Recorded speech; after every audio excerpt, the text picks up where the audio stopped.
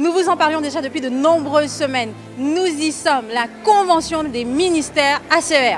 Vous n'avez pas pu être là les 2 premiers jours, c'est parti pour le rewind.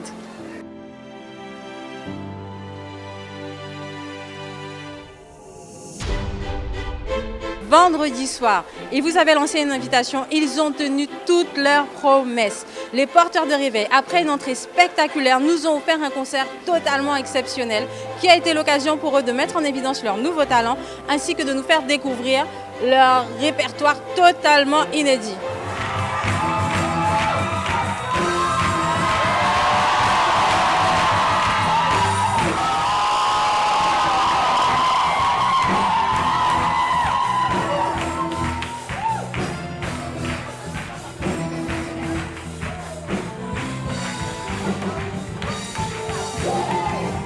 Vous n'avez pas encore expérimenté l'onction corporative, c'est l'occasion de venir le faire. Dès la première session, lors des temps d'exercice du ministère, l'Esprit de Dieu était présent et manifeste. Nous avons assisté à de nombreuses guérisons.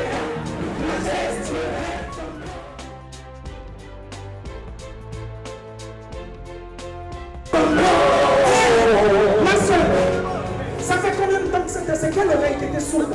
Celle-ci, ça fait combien de temps que c'était sourde? Ça fait combien de temps? Tout le temps, tu es né comme ça. Tu es né comme ça. Et qu'est-ce qui s'est passé? Qu'est-ce qui s'est passé quand on a prié? Tu es tombé sous l'onction et maintenant tu entends parfaitement.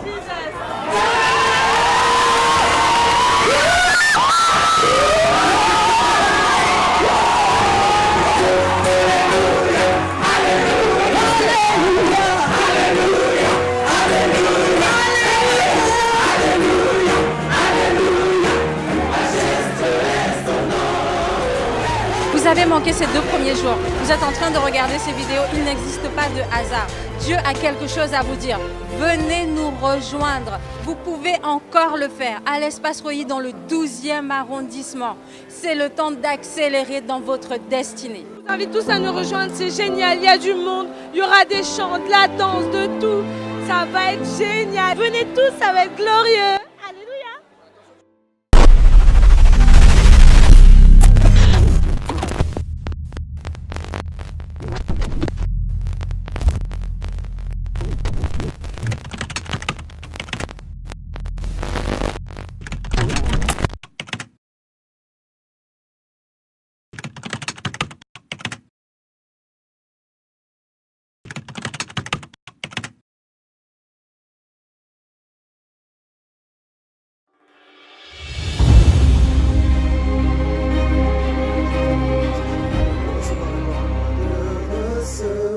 La gloire, Seigneur, tu es digne d'être loué.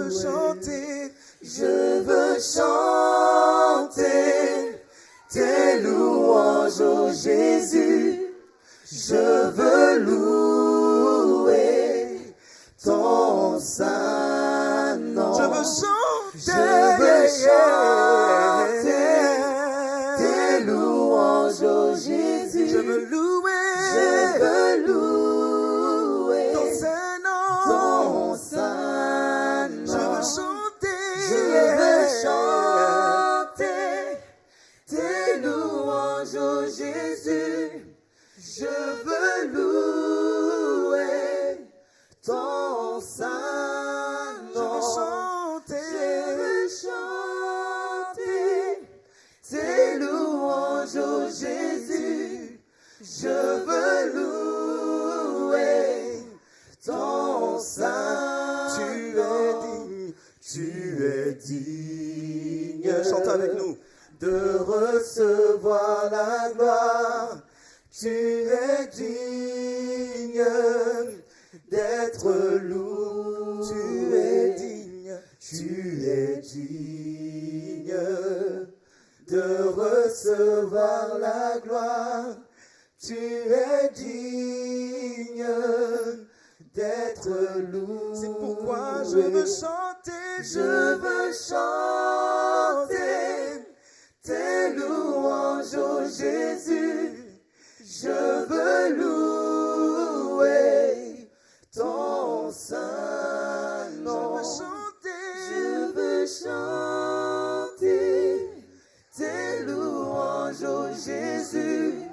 Je veux louer ton saint nom. Je veux chanter tes louanges, oh Jésus. Je veux louer ton saint nom. Que Dieu vous bénisse. Alléluia. Merci beaucoup. Vas-y, tu peux dire encore à... Vas-y, tu peux dire à une 6e personne. Tu peux même te déplacer. Dis à une 7e personne, t'inquiète pas. Gloire à Dieu. Vas-y, dis-le.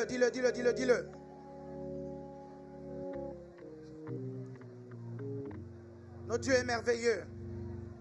Alléluia. Amen. Que quelqu'un acclame le Seigneur. Soyez détendus dans la présence de Dieu. Amen. Rasseyez-vous dans la présence merveilleuse de Dieu. Amen.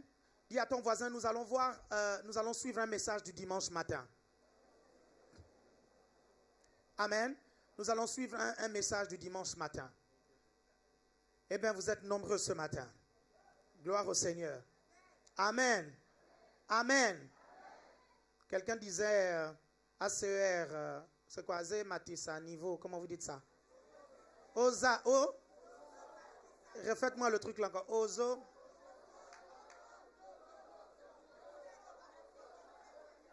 Tozo. Tozo Matissa niveau. Est-ce qu'il y a des Congolais de Kinshasa ici? Ah, ça c'est merveilleux ça. Je veux savoir s'il y a des Guyanais ici. Glory be to God. Amen. Maintenant, est-ce qu'on peut écouter les Ivoiriens, s'il vous plaît?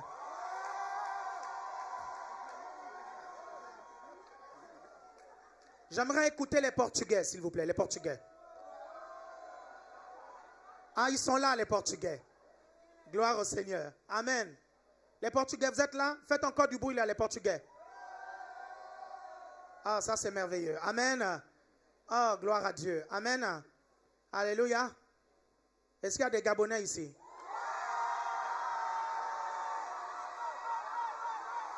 Oh, c'est bon. C'est bon. C'est bon, calmez-vous, vous n'avez pas gagné la Coupe d'Afrique. Hein. Calmez-vous. Ouais,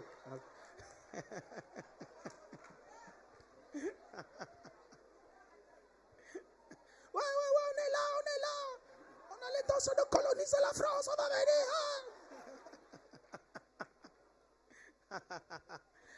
Ah. Notre église est remplie d'Antillais. J'aimerais que les Antillais puissent faire du bruit. Hey, Timoun.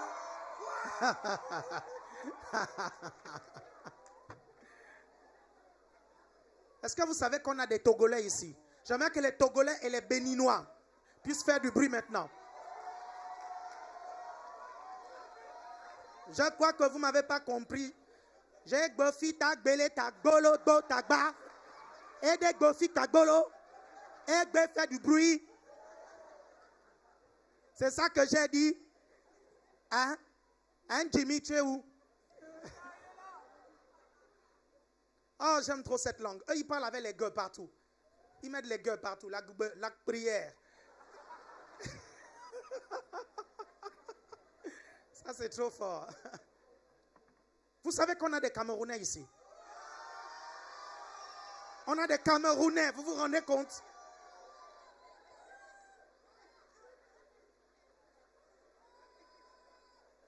Les autres que je n'ai pas pu citer, c'est pas grave, je sais. Non, je sais que, vous savez même qu'on a des Indiens ici.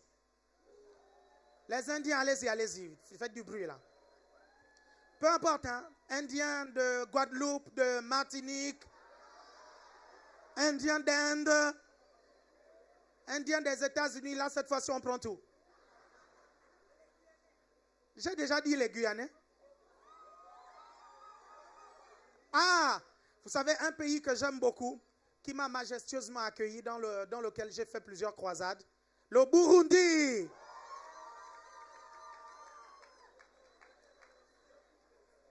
Il y a des frères qui sont venus de Nouvelle-Calédonie. Est-ce qu'ils sont là?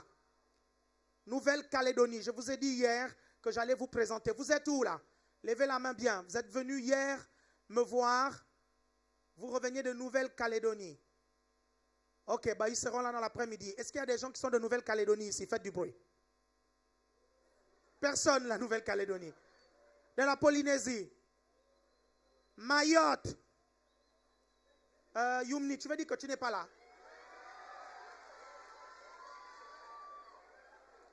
Mayotte, Madagascar. Est-ce que il y a Haïti?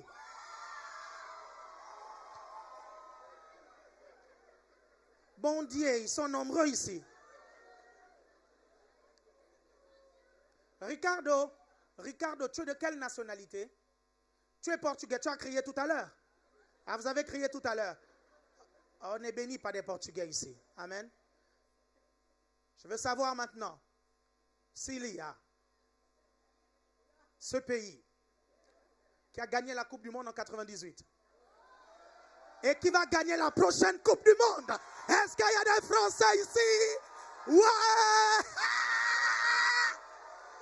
Yeah! La prochaine Coupe du Monde, c'est ici. On l'amène ici. Est-ce que vous m'entendez? La prochaine Coupe du Monde, c'est pour nous. Est-ce que vous comprenez? Ah, elle vient en France, je vous dis. Pendant la Coupe du Monde, je vais intercéder. Je vais mettre toutes les équipes d'intercession de l'ACER. On va prier à chaque fois que l'équipe de France va marquer, va jouer. On va intercéder. Il faut que cette coupe-là vienne ici. Amen. Alléluia.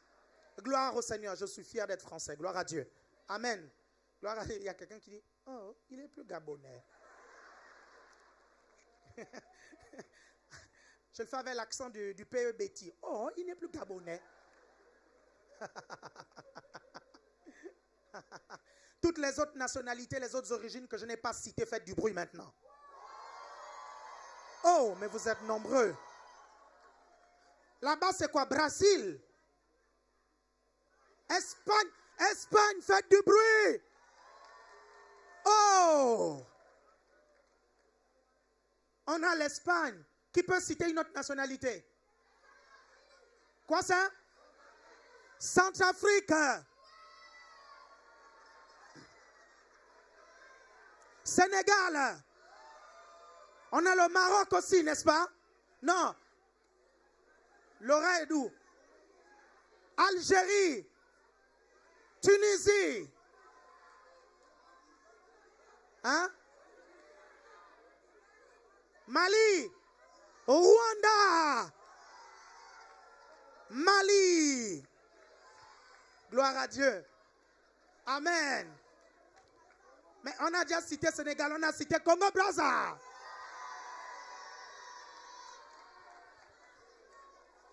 Suriname.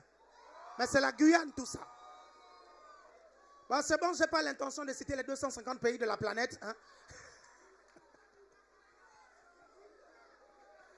Voilà, c'est bon. Les autres que je n'ai pas cités, faites du bruit maintenant.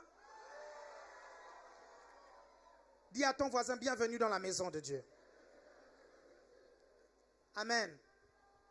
Nigeria.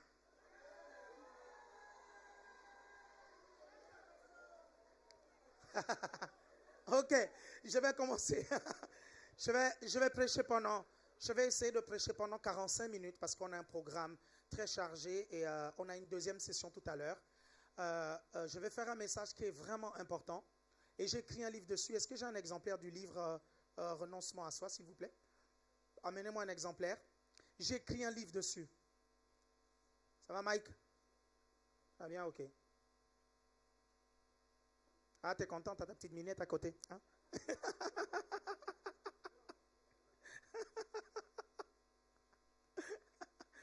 Non, mais elle est mignonne, Tess. Est-ce que vous savez qu'elle a gagné un concours de Miss? C'était Miss Amazon. Ah là là. Le petit Gabonais était venu chercher une Miss. Ça, c'était la vanne du jour, Mike. Il y a toujours quelqu'un que je dois afficher à chaque session. Ah là là. Il est où, policier? Il est où? Ah, il est là, hein, policier. Il se cache. À chaque conférence, à chaque fois, j'affiche policier. Vous voyez ce livre? Ce livre-là, c'est vraiment quelqu'un de bien qui l'a écrit. Et vraiment, je vous assure que c'est un très très bon livre. Vous devez à tout prix l'avoir. Je l'ai divisé en 3 parties. La première partie, c'est quoi renoncer à soi-même. La deuxième partie, c'est la marche par la foi. La troisième partie, c'est comment aimer Dieu. Comment aimer Dieu. Ce livre est tellement important que nous allons ouvrir une classe biblique dans tout le ministère sur le thème de ce livre. Parce que c'est un thème important et crucial. C'est la raison pour laquelle ce matin, je vais vous enseigner sur le renoncement à soi. Parce que c'est la base du christianisme, c'est la base de la chrétienté. Le renoncement à soi est tellement important que le Seigneur Jésus en a parlé dans les 3 évangiles synoptiques. Ça apparaît dans les 3 évangiles avec presque les mêmes termes et les mêmes mots. À chaque fois que vous voyez quelque chose apparaître dans les évangiles et se répéter dans tous les évangiles, sachez que c'est une chose extrêmement importante pour le Seigneur Jésus. Vous êtes toujours avec moi? Vous me suivez attentivement? Dis à ton voisin, suis-le attentivement. Ceux qui sont au fond là-bas, le Shabbat, on appelle ça au Gabon le Shabbat. Au fond là-bas, tout le gradin, j'aimerais que vous fassiez du bruit maintenant. Le gradin est plein. Ah, c'est trop bien ça. Ça commence à devenir une église. Ce n'est pas nos églises de 150, 200 là. En fait, c'est là où Dieu veut que nous puissions commencer dès l'année prochaine. Et non, ils ne m'ont pas suivi. C'est ça. Ce que vous suivez.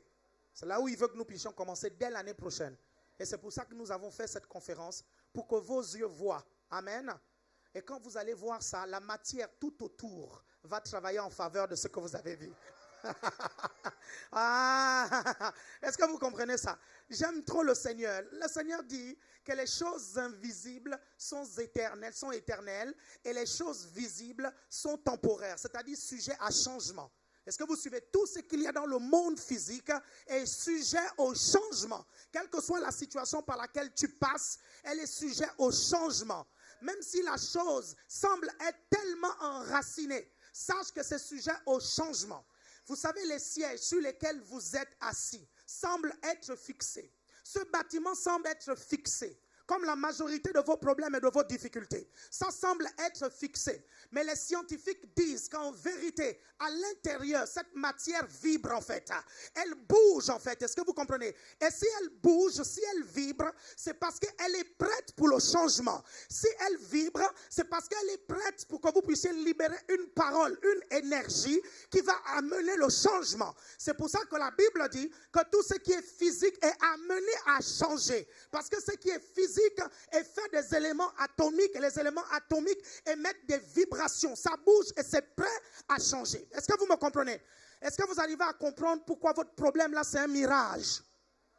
Est-ce que vous arrivez à comprendre pourquoi c'est un truc qui va passer? Est-ce que vous comprenez pourquoi cette maladie a un début mais elle va avoir une fin?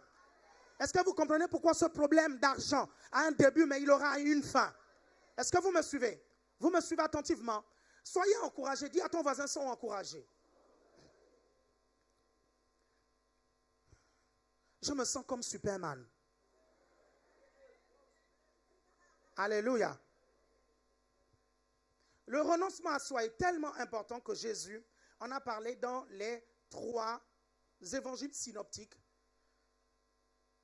Et vous allez ouvrir vos Bibles dans Luc chapitre 9 du verset 23 au verset 26. J'aimerais qu'on donne un micro à un pasteur s'il vous plaît. Luc chapitre 9 du verset 23 au verset 26. On va écouter la parole de Dieu. On va vraiment prendre le temps de pouvoir étudier la parole. Et vous allez voir, c'est très très très important. Très important.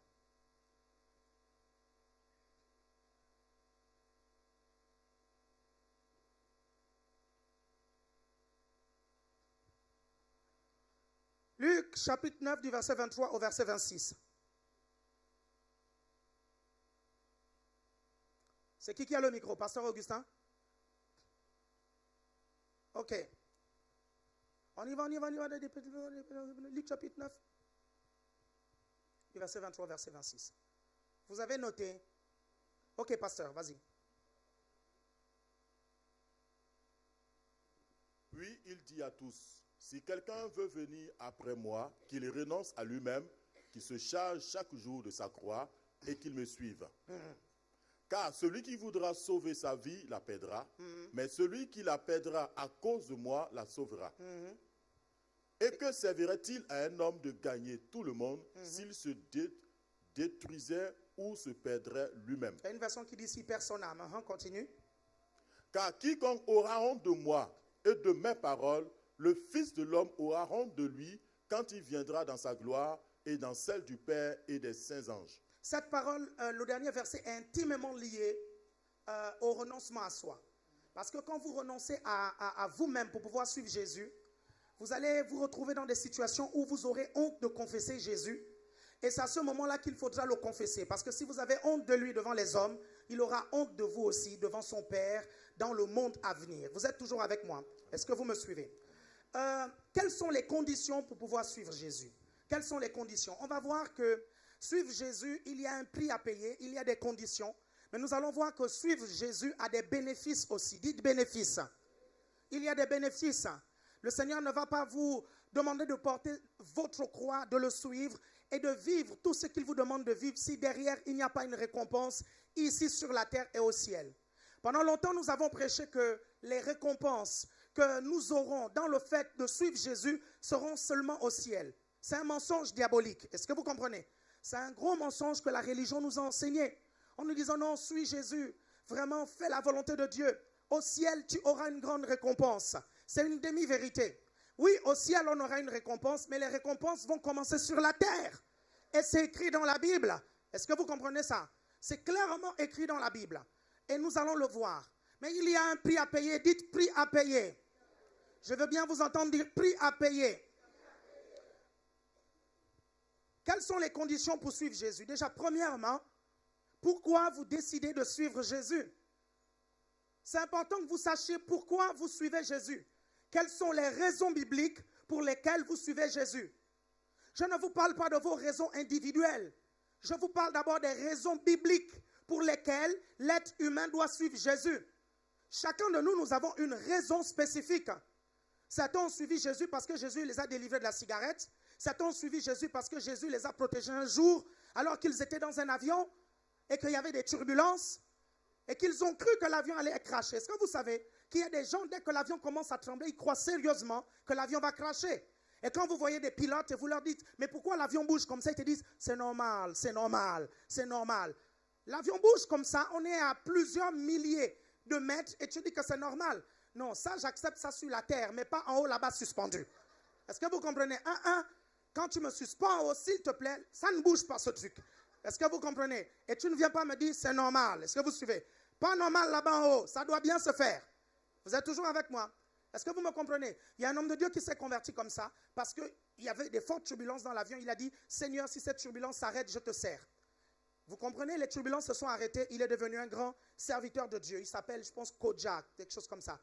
Kodja, le bishop Kodja, du groupe Anyanya. Qui se rappelle? Qui peut me témoigner? Anyanya, tous à bord. Anyanya, qui peut me témoigner? Anyanya, tous à bord.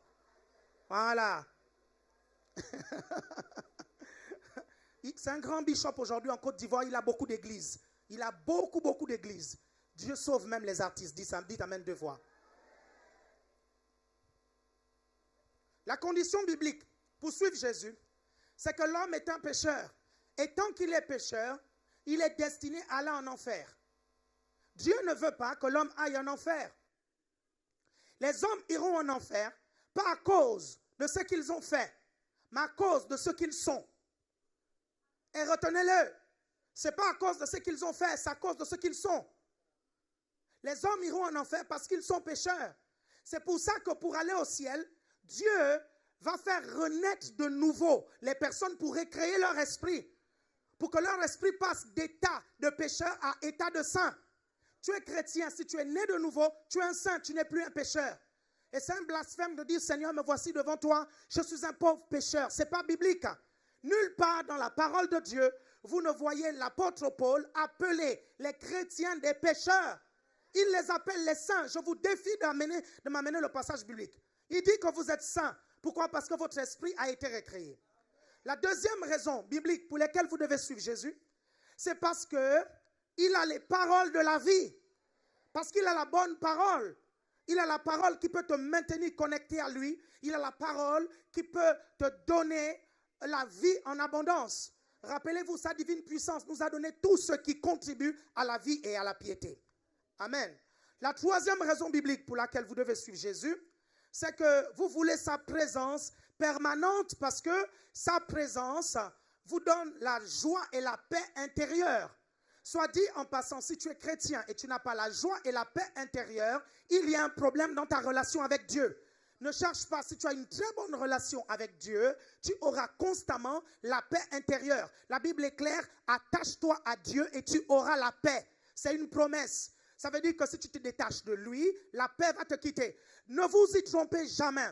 La paix est un signe primordial qui atteste de la présence de Dieu dans votre vie.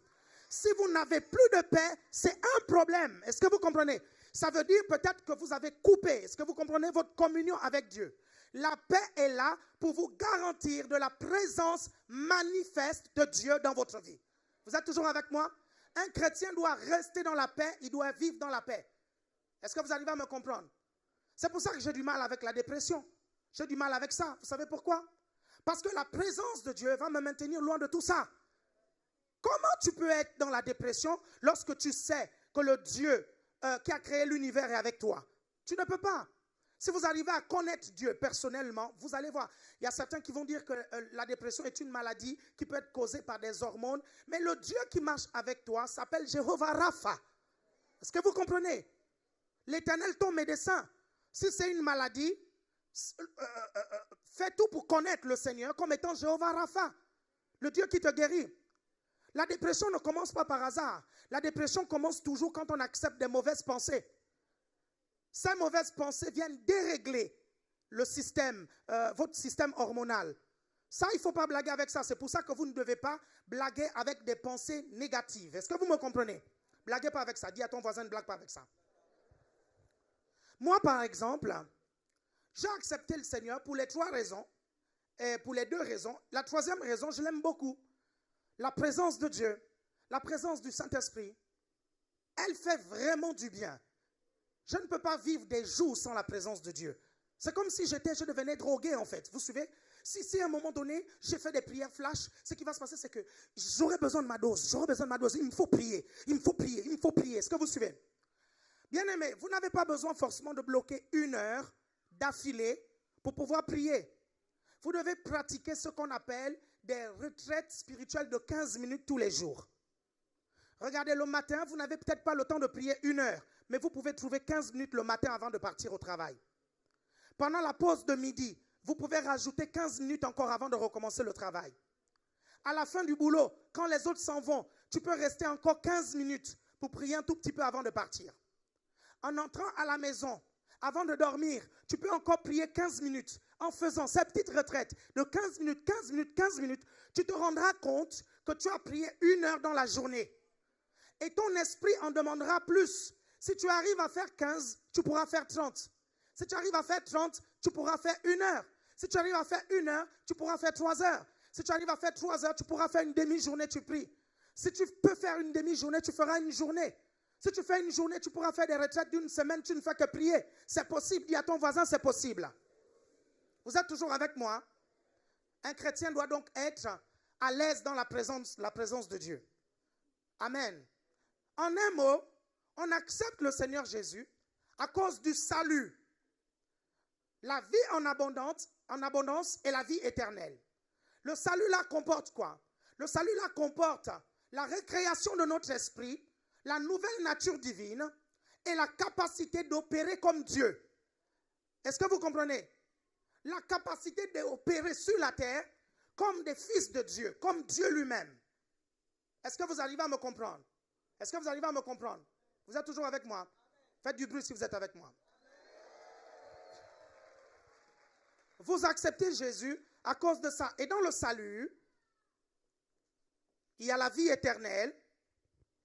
Le mot salut, c'est le mot sozo, dans lequel il y a vie éternelle, il y a prospérité, il y a protection, il y a le package. En fait, le mot salut, c'est la complétude. Vous comprenez pourquoi j'ai vraiment du mal lorsque j'étudie le mot salut? J'ai du mal à croire qu'un chrétien qui est sauvé doit vivre dans la pauvreté. Vous comprenez pourquoi j'ai du mal? Plus j'étudie les Écritures, plus je me rends compte que c'est spirituellement anormal qu'un chrétien vive dans la pauvreté. Parce que dans le salut, il y a la prospérité. Est-ce que vous comprenez? Et le diable fait tout pour que vous n'entendiez pas ça. Il suscite des gens qui sont ignorants pour vous dire qu'un chrétien ne doit pas vivre dans la prospérité.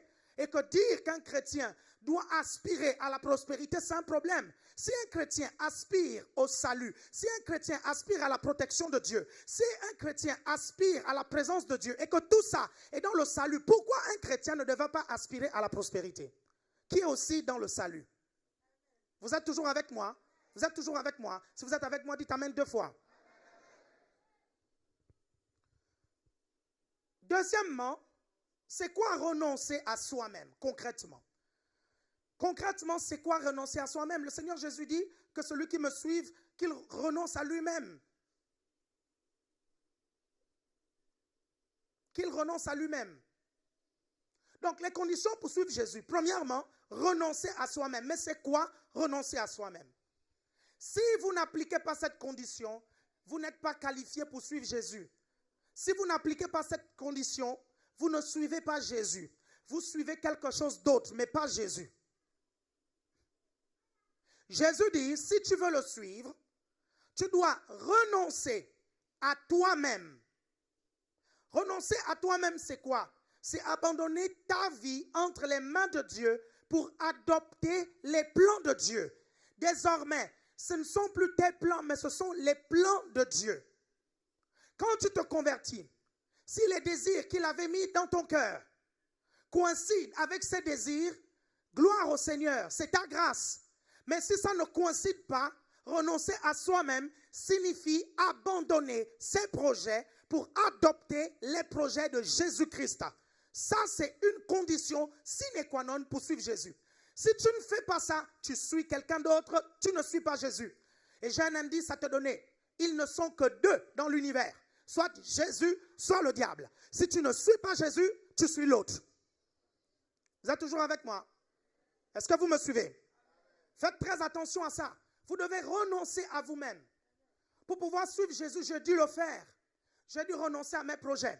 Et je dis très souvent aux gens, et vous devez le comprendre, l'accepter, je peux vous garantir que dans les années 80, mon père est venu avec 2 encyclopédies. Il est venu avec une série de livres de médecine et une série de livres de droit. Mon père m'a dit, si tu ne deviens pas médecin, il faut que tu deviennes avocat. Et à partir de ce moment, j'ai fait des projets de mon père, mes projets. J'ai commencé à étudier ce que le médecin faisait. Je me suis rendu compte que la médecine ne m'intéressait pas trop à cause du sang et toutes ces choses-là que j'aime pas trop voir. Et à un moment donné, j'ai commencé à m'intéresser au droit. Et mon projet, c'était d'être juriste d'affaires. Est-ce que vous comprenez? Je suis venu en France, j'ai fait des études de droit. Je savais ce que Dieu attendait de moi.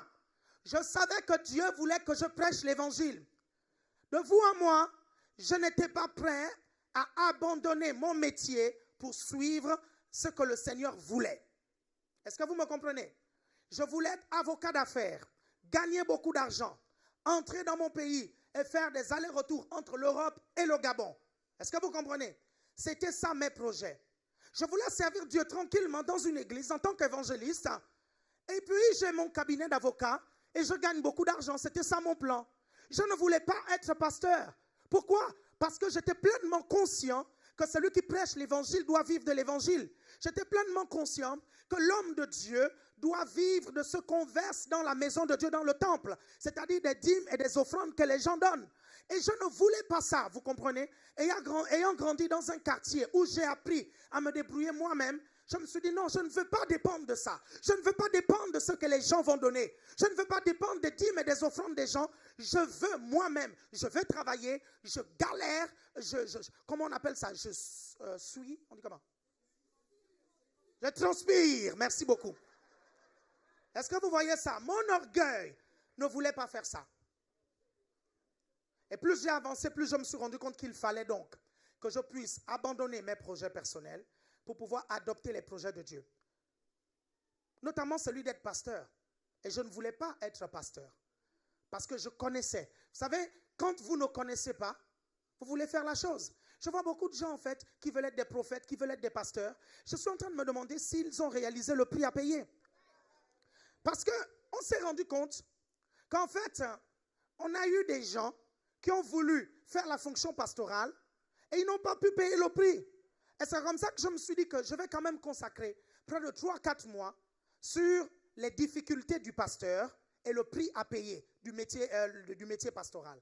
Pour que les gens puissent comprendre c'est quoi le métier pastoral. Oui, il y a des bons côtés. Oui, il y a des honneurs. Nous allons appeler l'apôtre Alain Patrick. Oui, les gens acclament. T'es content. T'es content. Est-ce que vous suivez? Mais quel que soit le nombre d'acclamations ici, si les gens ne font pas les offrandes, ça ne paye pas ton loyer. Vous êtes toujours avec moi? Je bénis le Seigneur parce que notre peuple est enseigné là-dessus. Et le peuple sait que ce n'est pas les acclamations qui payent nos loyers. Vous suivez les offrandes d'acclamation qui payent nos loyers? Est-ce que vous comprenez ça? Offrande d'acclamation. Il faut donc abandonner sa vie entre les mains de Dieu, adopter, c'est faire la volonté de Dieu et décider de vivre selon sa parole. Deuxième point, renoncer à soi-même, c'est décider de vivre selon la parole de Dieu. Faire de la parole de Dieu l'unique référence. La référence de votre couple, la référence de votre vie, la référence de votre destinée. Vous ne pouvez pas être chrétien et continuer à penser que Bouddha sauve. Vous ne pouvez pas être chrétien et continuer à penser que le christianisme est un des chemins qui amène au salut. La Bible ne dit pas ça. La Bible dit il y a un seul chemin. La Bible dit il y a un seul médiateur entre Dieu et les hommes, le Christ Jésus. Est-ce que vous comprenez ça? Vous ne pouvez pas mélanger la Bible avec la philosophie. Est-ce que vous arrivez à me comprendre? La Bible est claire là-dessus. Jésus n'a pas tergiversé. Il a dit, je suis le chemin, je suis la vérité, je suis la vie. Et parce que la Bible le dit et que tu es chrétien, tu acceptes ce que la Bible dit, alors tu prêches ce que la Bible dit, tu enseignes ce que la Bible dit. Certains vont dire, non, je ne comprends pas. Je ne comprends pas pourquoi le christianisme serait le seul chemin. Pourquoi Jésus est le seul chemin? Et certains vont dire, mais toutes ces personnes-là dans le monde qui adorent des faux dieux, ils sont sincères. Ils cherchent Dieu. Je vais vous dire une chose, vous savez, Dieu est bon. La Bible est claire. La Bible est claire.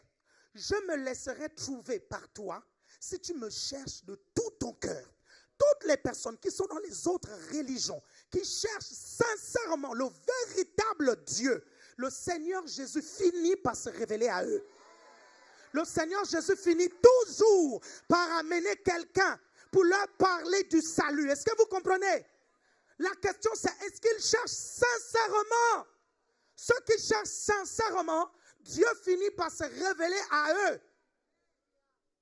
Non, ne vous posez plus ces questions-là. Les autres, ils ne cherchent pas. Désolé, je vais peut-être vous choquer, c'est de la comédie.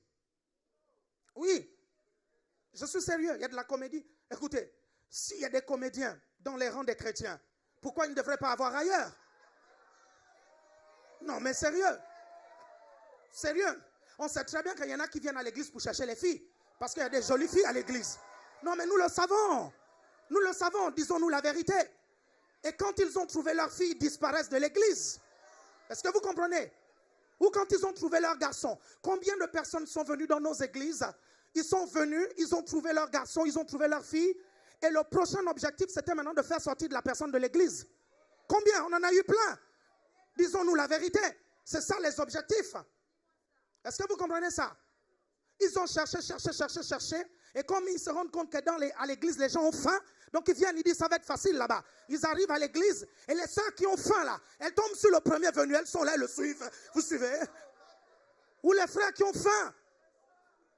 Vous pensez que ceux du dehors ne savent pas ça? C'est la raison pour laquelle vous ne devez pas montrer au frère ou à la sœur que vous êtes affamé. Est-ce que vous me comprenez? Ne lui montrez pas ça. Sinon, vous vous dévaluez. Est-ce que vous comprenez? Sinon, vous vous dévaluez. Si vous avez de la valeur, vous vous ferez rare. Si vous avez de la valeur, vous n'allez pas vous brader. Si vous avez de la valeur, vous allez mettre à l'épreuve la personne qui vient vous désirer. Si elle n'est pas prête à attendre cette épreuve, c'est qu'elle ne vous mérite pas. Il y a quelqu'un d'autre. Est-ce que vous suivez?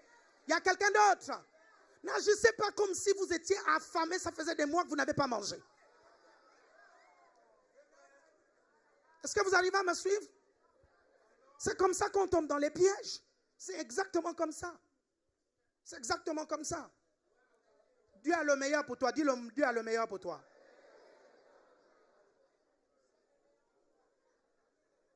Il ne faut vraiment pas vous inquiéter, mes chers frères et sœurs. Ce n'est pas pourquoi les gens s'inquiètent pour le mariage et toutes ces choses. Ne vous inquiétez pas pour ça. Vous savez, lorsque j'étais jeune chrétien, oui, c'est vrai. Moi aussi, je brûlais. Moi aussi, je voulais me marier. Mais quand j'étais à Libreville, je ne remplissais pas les conditions selon les filles de Libreville pour pouvoir épouser quelqu'un. Parce que les filles de Libreville, pour qu'elles se mettent avec toi, il faut déjà que tu aies l'argent. Est-ce que vous comprenez? Je n'avais qu'un seul pantalon et une seule paire de chaussures. Elle était tellement unique qu'on lui avait donné un nom, le zèle de l'évangile. J'avais un seul pantalon, une chemise et je changeais des chemises. Mais elles n'étaient pas belles, ces chemises. Moi, je pensais que j'étais au max, mais elles n'étaient pas belles. Est-ce que vous me suivez? Un jour, le Seigneur m'a dit, je vais te donner quelqu'un. Ne t'inquiète pas. Quand je te donnerai cette personne, tu seras content. Est-ce que vous suivez? Vous savez, Dieu veut vous donner un conjoint, une conjointe. Quand vous vous réveillez la nuit, vous suivez, non? Vous ouvrez la couette. Vous regardez la personne, vous souriez tout seul.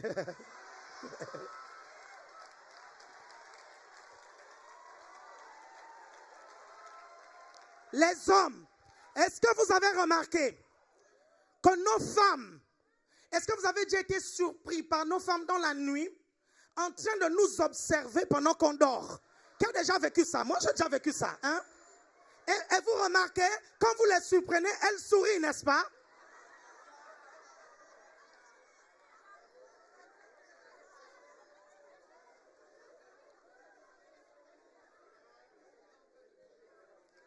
Est-ce que vous comprenez ça?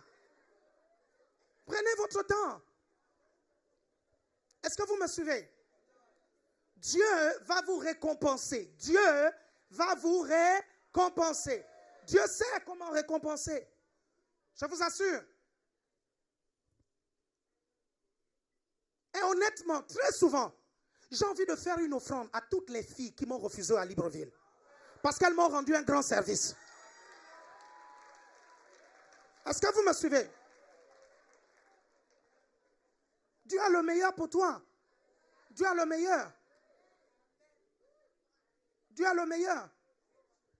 Le jour où pour la première fois j'ai vu ma femme, la première fois, je l'ai vue une seule fois. Et ça, il faut avoir la grâce de Dieu. La toute première fois, je l'ai vue, j'ai su que c'était ma femme.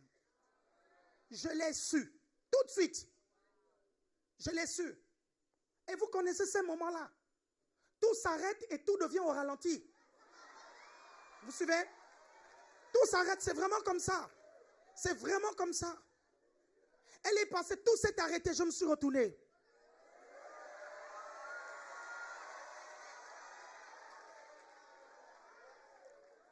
Et elle peut vous témoigner, je lui ai dit le plus long bonjour qu'elle n'a jamais écouté. Elle était là, elle passait, je lui ai dit bonjour.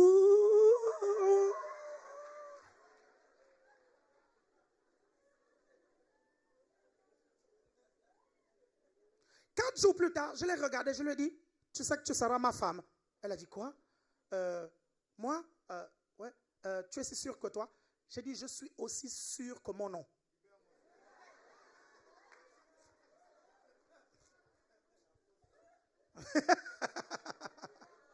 Et là, ils vont prendre la botte. Tu sais, tu seras ma femme. Je suis aussi sûr que mon nom. Et là, la fille dit, eh bien, tu vas oublier ton nom.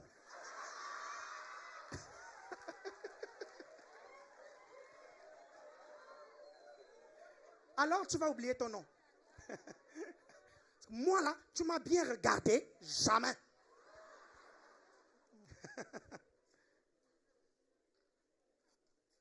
Troisièmement, pour suivre Jésus, vous devez vous charger. Regardez-moi bien. Le Seigneur dit chaque jour. Ça, c'est étonnant, hein? Précisez le chaque jour là. Hein? Chaque jour de sa croix. Se charger chaque jour de sa croix. Chaque jour. L'histoire de porter sa croix là, ce n'est pas l'histoire d'une saison. Hein? Les gens pensent que c'est l'histoire d'une saison. Non, je suis juste en train de vivre une saison. La croix là, c'est toute la vie que tu vas la porter. Est-ce que vous comprenez ça? Le prix à payer, tu le payes tous les jours. Chaque instant de ta vie, tu le payes. Est-ce que vous comprenez ça? Même si tu résous des prix à payer en rapport avec l'argent, quand tu auras le succès et l'argent, les gens vont te persécuter parce qu'ils sont jaloux de toi. Et ce sera ça ta croix. Les gens vont te critiquer.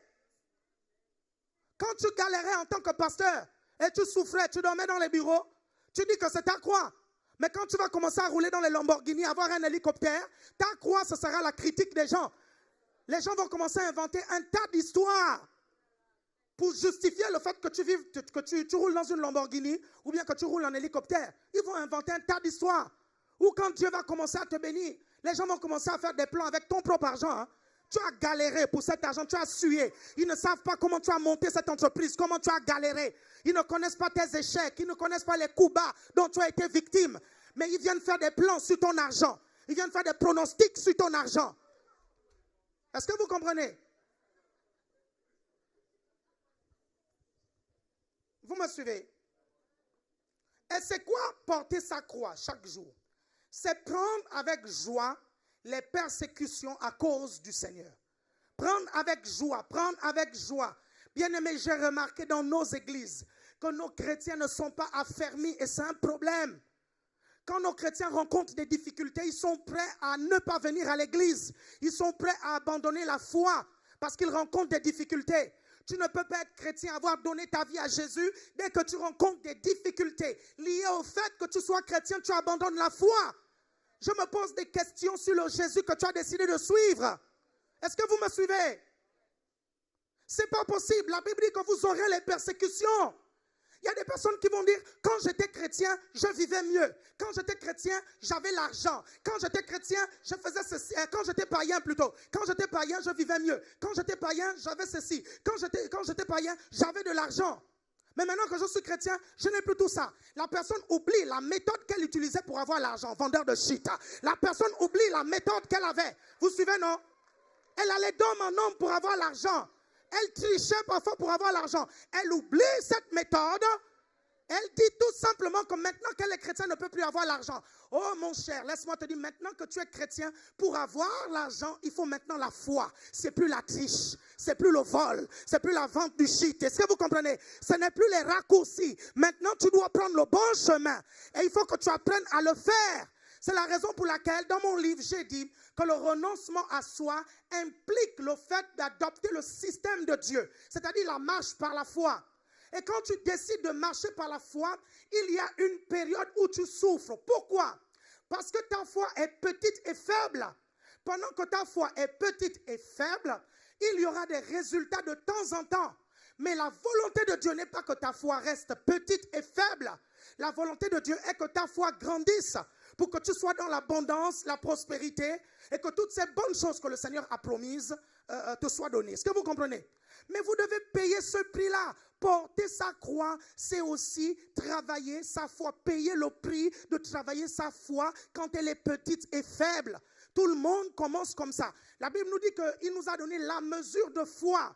Il a donné à tout le monde, lors de la nouvelle naissance, la même mesure de foi. Et nous devons la travailler.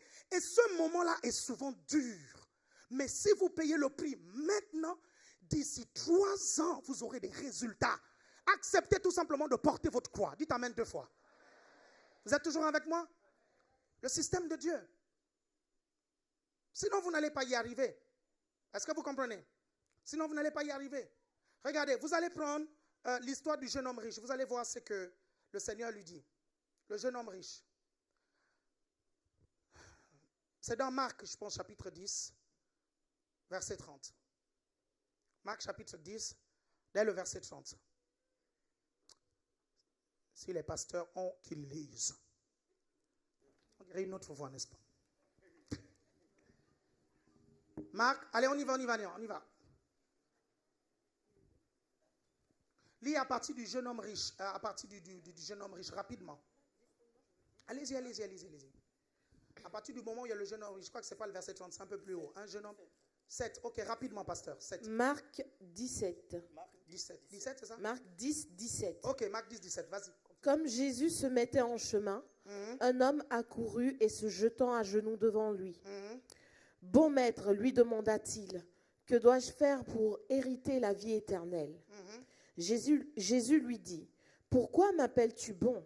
Il n'y a de bon que Dieu seul. Verset 19. Tu connais les commandements. Tu ne commettras point d'adultère. Tu ne tueras point. Tu ne déroberas point. Tu ne diras point de faux témoignages. Tu ne feras tort à personne. Honore ton père et ta mère. Il lui répondit, Maître, j'ai observé toutes ces choses dès ma jeunesse.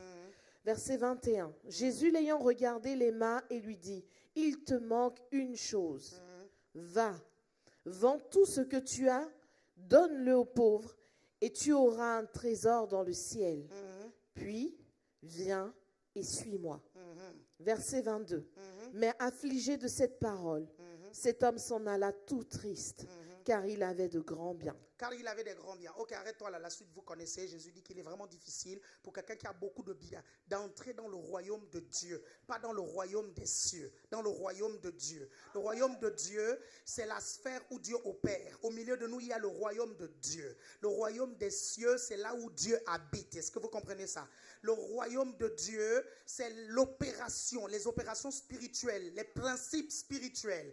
Il est difficile à quelqu'un qui ne comprend pas qu'il faut qu'il renonce à ses biens, qu'il faut qu'il donne ses biens, qu'il ne faut pas qu'il s'attache à ses biens. Il est difficile à quelqu'un qui ne peut pas donner, qui ne comprend pas le principe du donner et du recevoir, d'opérer dans le royaume de Dieu. Est-ce que vous comprenez ça? Il est difficile. Il est difficile. C'est ça que ce verset veut dire.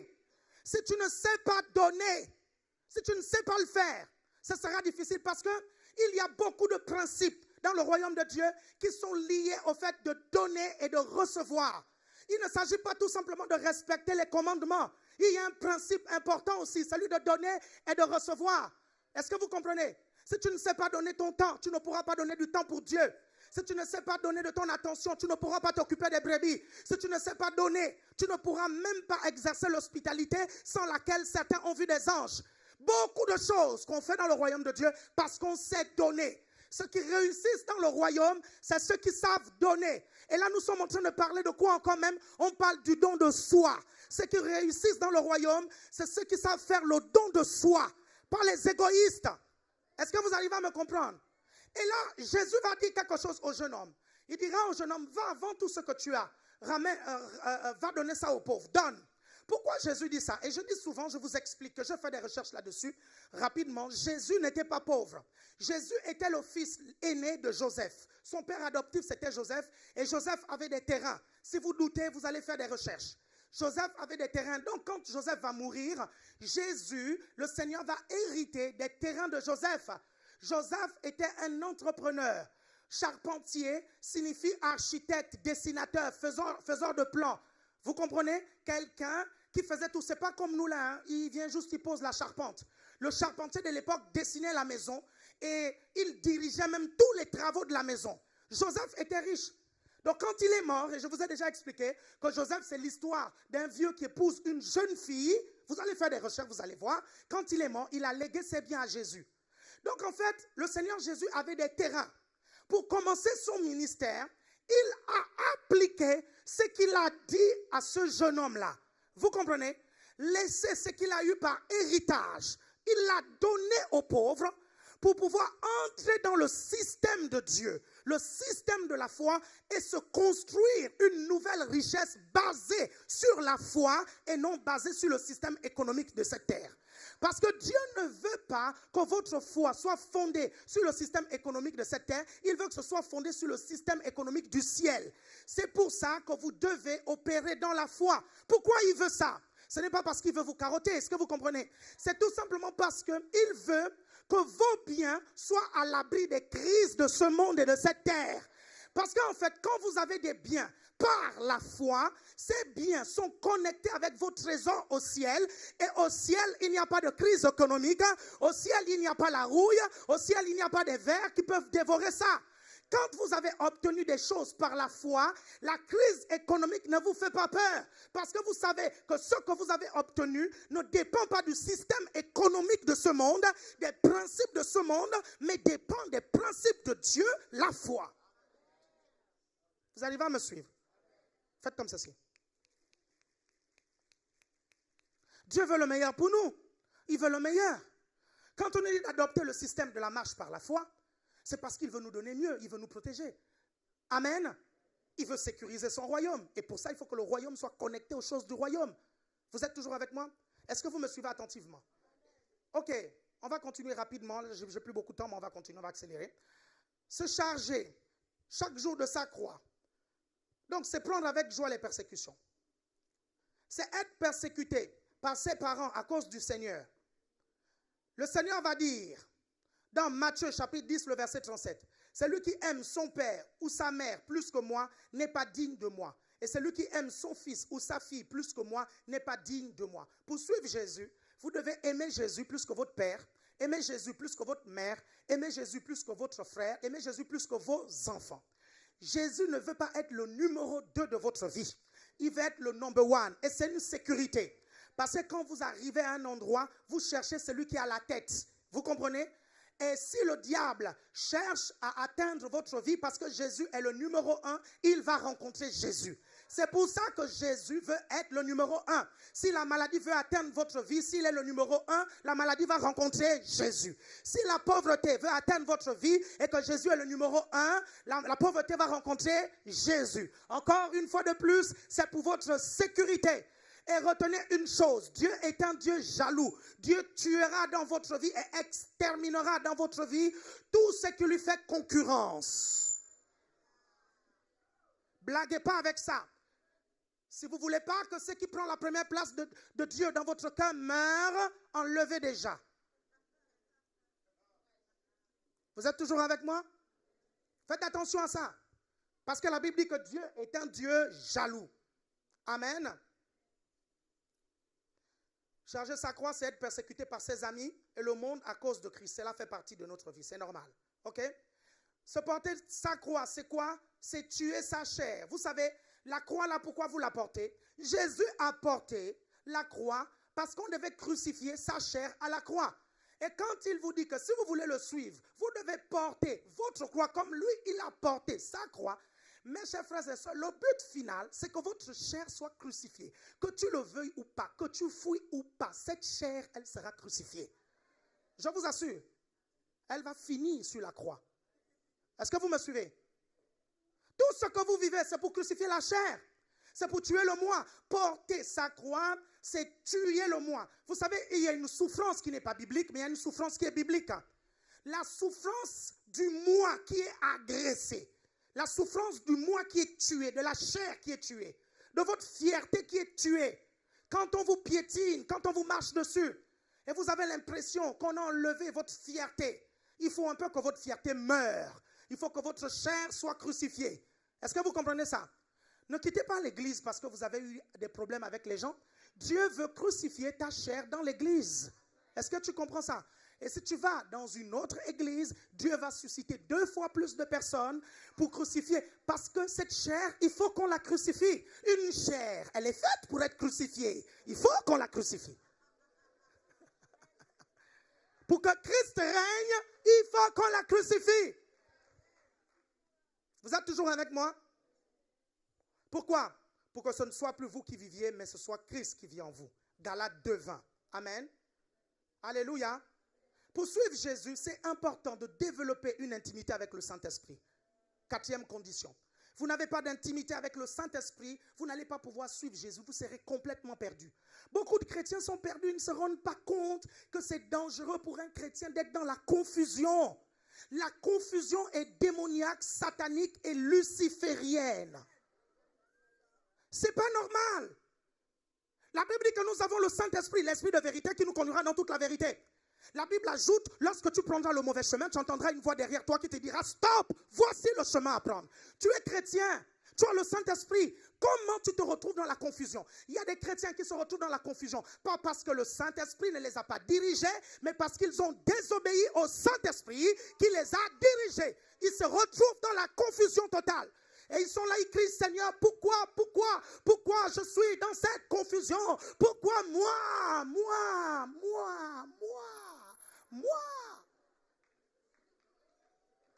C'est des chrétiens, pourquoi moi? C'est les chrétiens, pourquoi moi? Pourquoi on ne m'a pas donné le micro? Pourquoi on ne m'a pas donné l'offrande? C'est les chrétiens, pourquoi moi? Pourquoi on ne m'aide pas? Je suis là, je souffre. Dieu aurait pu parler à quelqu'un pour venir me payer le loyer. Pourquoi moi? Est-ce que vous suivez? Pourquoi pas moi? Toujours des chrétiens qui sont centrés sur eux-mêmes. Ça, c'est des chrétiens même donner parce que mon nom est donné moi. C'est des chrétiens qui aiment tendre la main. Ils vivent la main comme ça, tendu comme ça. Ils ne peuvent pas se débrouiller eux-mêmes. Vous êtes toujours avec moi? Est-ce que vous me suivez? Maintenant, qu'est-ce que vous gagnez en suivant Jésus? Ça, c'est le bon côté. Amen. On a parlé du prix à payer maintenant. Dis à ton voisin, on va savoir ce qu'on va gagner. En suivant Jésus, bien sûr. Vous savez, il y a la vie éternelle, il y a le salut, tout ce dont j'ai parlé. Mais Jésus n'est pas bête, hein? Dis à ton voisin, Jésus n'est pas bête, hein? Il sait, hein, que ce qui est spirituel là, la Bible va dire qu'il nous a bénis de toutes sortes de bénédictions spirituelles et célestes, c'est ça? Dans les lieux célestes, toutes sortes de bénédictions spirituelles dans les lieux célestes. Il sait qu'il y a beaucoup d'entre vous, en fait. Vous pensez, vous dites, mais si c'est dans les lieux célestes, là, ça ne va pas m'aider ici sur la terre. C'est pour ça qu'il a prévu la foi, pour faire descendre la maison qui t'attend en haut, la faire descendre ici sur la terre. Est-ce que vous comprenez? Écoutez-moi bien, c'est une question de téléchargement, ce n'est pas une question de disponibilité de la chose. Est-ce que vous me suivez? C'est une question de téléchargement. Je suis désolé, si tu es dans le 56K, ce n'est pas de ma faute si je suis dans le 28K ou si j'ai la fibre. Est-ce que vous comprenez ça? Est-ce que vous comprenez que les téléchargements dépendent de la bande passante? Est-ce que vous suivez? Parce que certains ont un téléchargement plus rapide que d'autres. D'autres, comment tu expliques qu'ils prient? C'est 3 ans plus tard, quand il n'a plus besoin de la chose, que la chose vient. Comment tu expliques ça? Comment tu expliques ça? Le problème, ce n'est pas que Dieu n'a pas rendu disponible la chose. Le problème, c'est ton réseau qui est mauvais. C'est ton débit qui est mauvais. Est-ce que tu comprends ça? Il faut que tu libères le réseau. Est-ce que tu comprends? Libère le réseau. Il faut que tu prennes la fibre. Est-ce que tu me suis? Ce n'est pas la disponibilité de la chose. La chose est là. Et Jésus va être très concret. Il va dire, écoute, si tu renonces à toi-même, voici ce que je te donne. Jésus est concret. Et dites, Jésus est concret. Il est concret. Vous prenez Marc, chapitre 10, le verset 28. Marc, chapitre 10, le verset 28. Je vais bientôt terminer. Hein? Marc, chapitre 10, le verset 28. On y va, à partir du verset 28 jusqu'au verset 30. Le multimédia, est-ce que c'est prêt? Les histoires de 100 là. C'est prêt? Ok, je vais vous dire d'afficher, soyez prêts. Vas-y. Marc 10, verset 28. Pierre se mit à lui dire, voici, nous avons tout quitté, voilà, et regardez, nous t'avons suivi. Ça, c'est trop grave. Jésus va parler du jeune homme. Le jeune homme va partir parce que Jésus lui a dit, non, vends tout ce que tu as donné aux pauvres. Et Jésus va dire, c'est lui qui a renoncé à lui-même, qui va renoncer père, mère, femme, tout ça pour pouvoir me suivre. Vraiment, il va dire, non, mais c'est important de pouvoir le faire. Et là, Pierre va coincer Jésus dans un petit coin. Il va dire, oui, mais nous, on a décidé de te suivre. Dans l'affaire là, on gagne quoi? Dis à ton voisin, on gagne quoi? On gagne quoi? Dis-lui, dans l'affaire là, on gagne quoi? Vie éternelle, oui, on sait. Les prophètes disent ça depuis longtemps. Mais ici sur la terre, on a encore des années à vivre. On gagne quoi? Dis à ton voisin, on gagne quoi? Et là, Jésus va être concret avec eux. Regardez-moi bien, Jésus va être concret. Continue, il dit. Verset 29, Jésus répondit, je vous le dis en vérité, il n'est personne qui, ayant quitté à cause de moi et à cause de la bonne nouvelle, à cause de moi, la présence de Dieu et la prédication de l'évangile, continuez et regardez les récompenses. Ayant quitté à cause de moi et à cause de la bonne nouvelle, sa maison, ou ses frères, ou ses sœurs, ou sa mère, ou son père, ou ses il a enfants, donné sa maison, il a laissé ses frères, ses sœurs, tout ça en ou fait, ses pour payer le terres, prix. Ou ses terres, ne reçoivent au centuple présentement dans ce siècle-ci, Il dit dans ce siècle-ci. Est-ce qu'il a dit seulement au ciel? Il dit dans ce siècle-ci, c'est-à-dire ici sur la terre. Est-ce que vous comprenez? Ça, c'est la première. Après, il va dire aussi au ciel avec des persécutions. Mais il dit ici sur la terre, tu vas recevoir ça. Continue, vous allez voir. alors, ne reçoivent au sanctuaire présentement dans ce siècle-ci des maisons, des frères, des sœurs, des mères, des enfants et des terres avec des persécutions et dans le siècle à venir, la vie éternelle. Il dit n'est-ce pas? Conjonction de coordination, n'est-ce pas? Il ne dit pas où, n'est-ce pas? J'ai un problème avec ça. S'il ne dit pas où et qu'il dit j'ai un problème avec ça.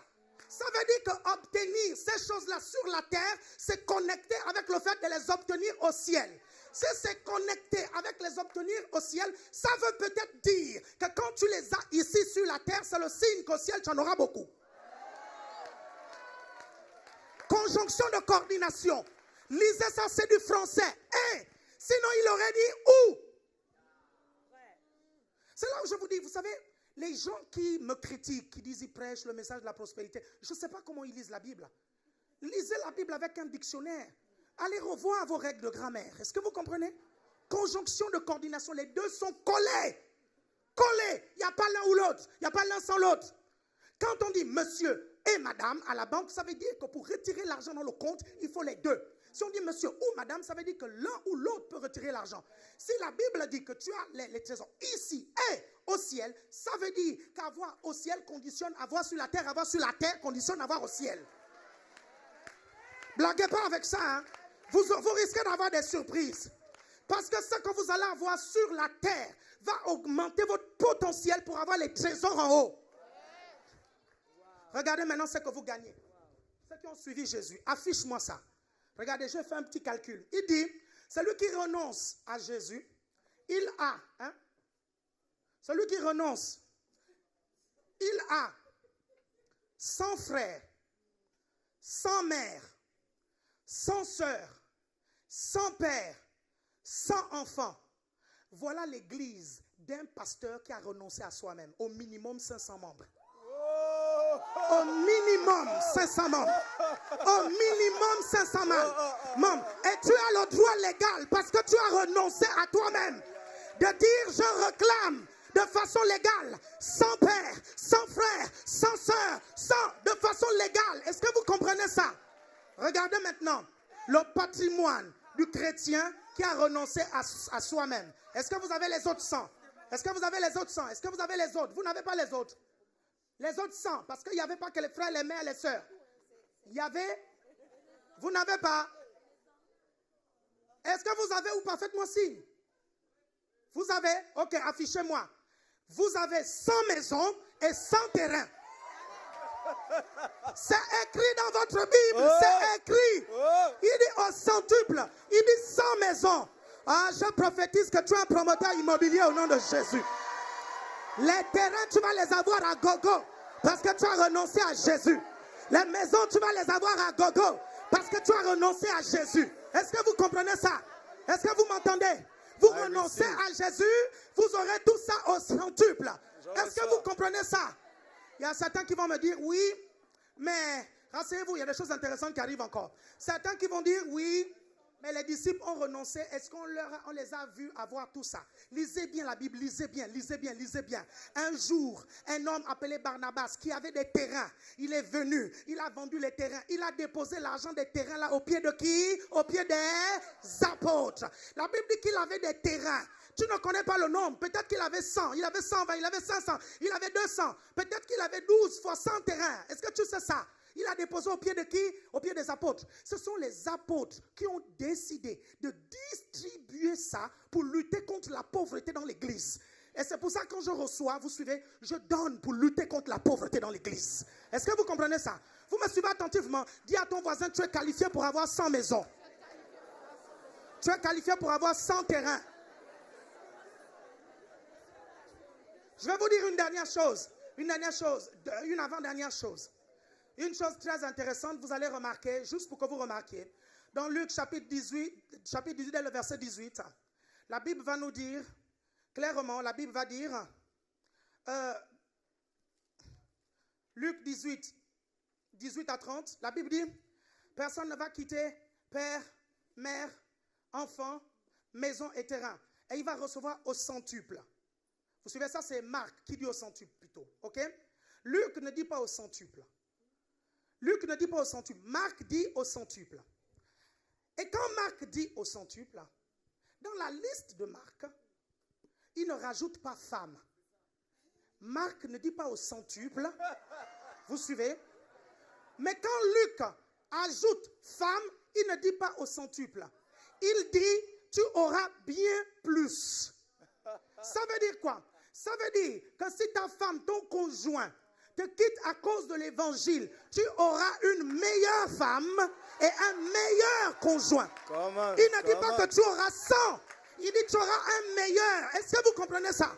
Parce qu'il y en a qui prennent ce passage, qui disent, non, il a dit qu'on aura 100. Il y a femme dedans. Donc il y aura 100 femmes.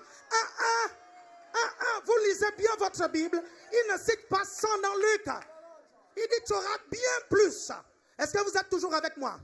Vous savez, la dernière chose que je voulais vous dire, comme vous êtes enflammé, dites enflammé. Dites fire. Si vous voulez que j'accélère, dites accélère.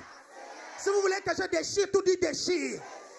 La dernière récompense que vous allez avoir quand vous renoncez à vous-même, c'est l'onction pour opérer dans le surnaturel. Est-ce que vous comprenez ça? Ça, c'est la chose qui gâte tout. Est-ce que vous comprenez?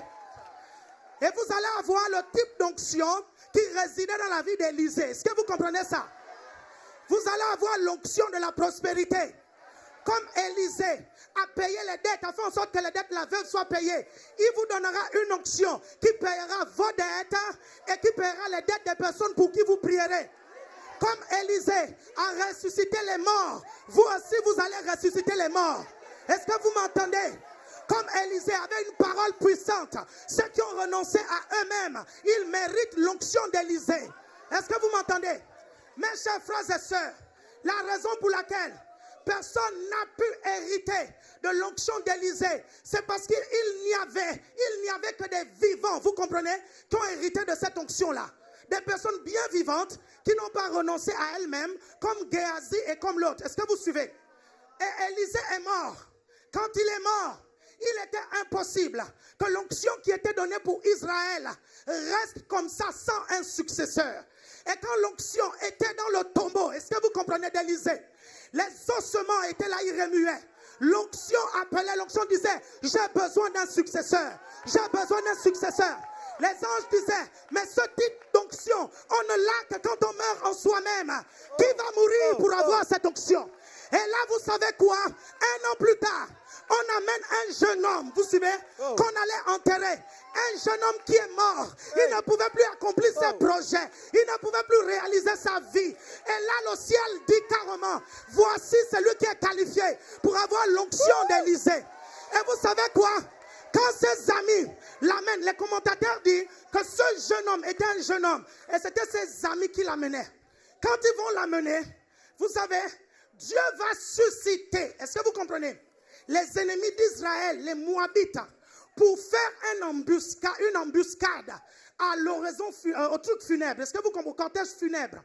Et les ennemis d'Israël vont poursuivre ce cortège avec le cadavre du jeune homme pour un seul but.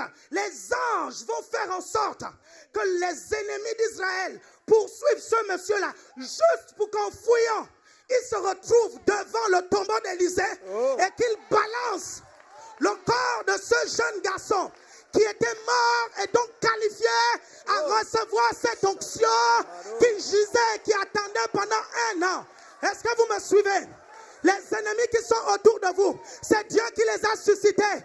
Parce qu'il y a une onction qui gît et qui attend. Une onction qui doit tomber sur toi. L'onction qui était sur Bonquet t'attend. L'onction qui était sur Thierry Osborne t'attend. L'onction qui était sur Catherine Kuhlman t'attend. L'onction qui était sur les grands hommes t'attend. Si tu es mort en toi-même, tu es qualifié pour avoir cette onction.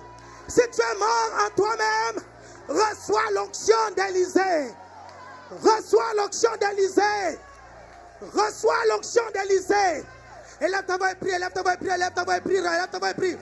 Prie mon frère, prie ma soeur, prie mon frère, prie ma soeur. Prie mon frère. Prie ma soeur, prie, prie, prie, prie, prie, prie. Prie mon frère, prie, prie, prie, prie.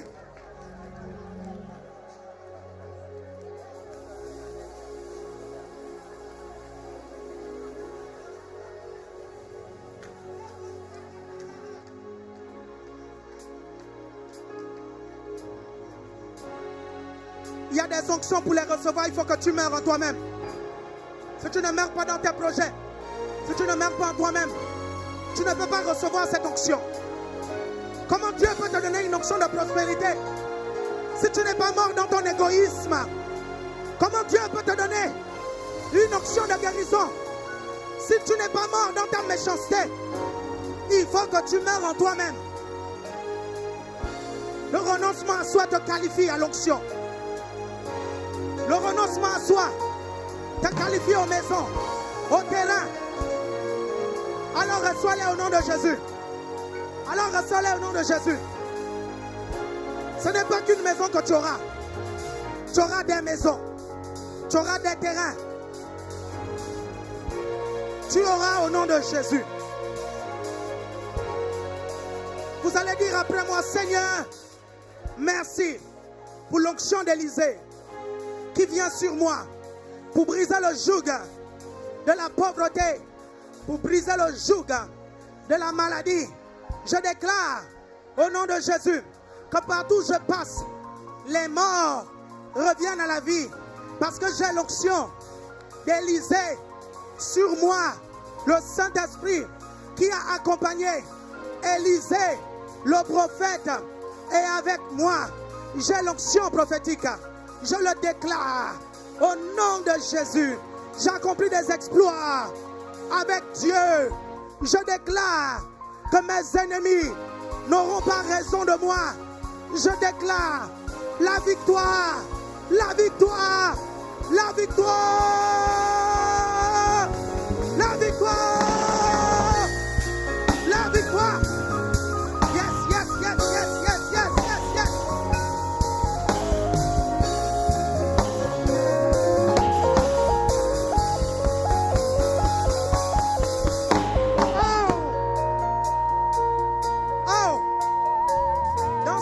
Vous savez ce qu'on va faire? Regardez, au deuxième, le service de l'après-midi. Le service de l'après-midi, nous n'allons faire que prier. Vous suivez? On va prier. Le service de l'après-midi, on va se shooter à l'onction de Dieu. Est-ce que vous me comprenez? On va se shooter au Saint-Esprit. Nous allons repartir chez nous bourrés de la puissance de Dieu. Est-ce que vous m'entendez? Est-ce que vous me comprenez? Gardez ce feu. Préparez vos offrandes. Préparez vos offrandes. Préparez vos offrandes maintenant. Gardez ce feu. Préparez vos offrandes. Je vais prier pour vous. Je vais prier pour vous. Cette musique, elle est bien. Elle est bien. Préparez vos offrandes. Je vais prier pour vous. Je vais prier pour vous. Il y a une onction qui est là. Il y a une onction qui est là. Il y a une onction qui est là. Il y a une onction qui est là. Il y a une onction qui est là. Il y a une onction qui est là. Comme amène de l'huile d'onction. Comme amène de l'huile d'onction. Comme amène de l'huile d'onction. Les 15 prochaines minutes. Les 15 prochaines minutes sont des minutes extrêmement saintes.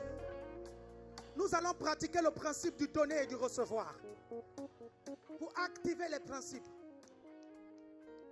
Activer les principes.